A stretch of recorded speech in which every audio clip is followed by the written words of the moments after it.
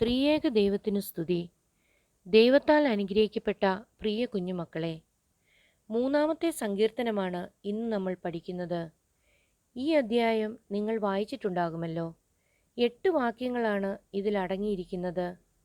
ദൈവത്തിലുള്ള അടിയുറച്ച ആശ്രയവും അതിലൂടെ ലഭിക്കുന്ന മനോധൈര്യവും ഈ സങ്കീർത്തനത്തിൽ കാണാൻ സാധിക്കും. തൻ്റെ മകനായ അബ്ശാലോം തൻ്റെ വിശ്വസ്ത മന്ത്രിയായിരുന്ന അഹീതോഫേലിനോട് ചേർന്ന് തനിക്കെതിരെ തിരിഞ്ഞതറിഞ്ഞ് കരഞ്ഞുകൊണ്ട് ഒലിവുമലയുടെ കയറ്റം കയറിയപ്പോൾ ദാവീദ് രാജാവ് പാടിയ ഒരു സങ്കീർത്തനമാണിത്. ഈ സംഭവം 2 ശമൂവേൽ 15-ാം അധ്യായത്തിൽ വിവരിച്ചു പറയുന്നുണ്ട്.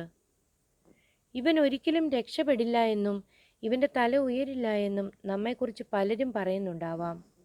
എന്നാൽ അവരുടെ നടുവിൽ നമ്മെ രാജാവായി വാഴിക്കുവാൻ തക്കവണ്ണം ശക്തനാണ് നമ്മുടെ ദൈവം.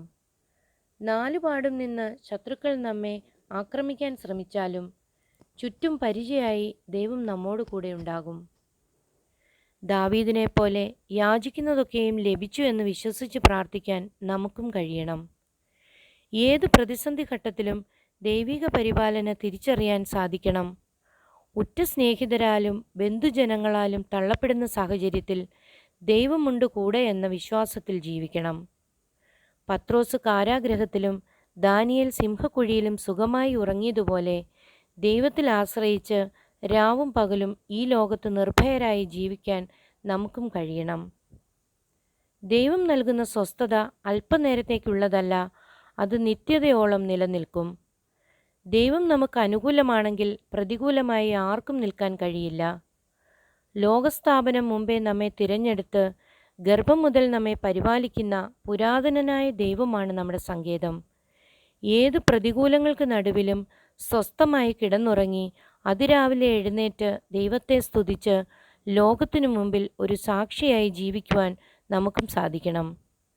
രക്ഷ യഹോവയ്ക്കുള്ളതാകുന്നുവെന്ന് വിശ്വാസത്തോടെ ഉറക്കെ പ്രഖ്യാപിക്കാൻ ദൈവം നമ്മെ ഏവരെയും പ്രാപ്തരാക്കട്ടെ. ഇനി ഒരു മനപ്പാഠവാക്യം പഠിച്ചാലോ? സങ്കീർത്തനങ്ങൾ 3-ാം അധ്യായം 3-ാം വാക്യം. നീയോ യഹോവേ, എനിക്ക് ചുറ്റും പരിചയും എൻ്റെ മഹത്വവും എൻ്റെ തല ഉയർത്തുന്നവനുമാകുന്നു. ഒന്നുകൂടി പറഞ്ഞാലോ?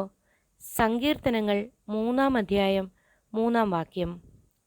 നീയോ യഹോവേ, എനിക്ക് ചുറ്റും പരിചയും എൻ്റെ മഹത്വവും എൻ്റെ തല ഉയർത്തുന്നവനുമാകുന്നു. എല്ലാവരെയും ദൈവം അനുഗ്രഹിക്കട്ടെ.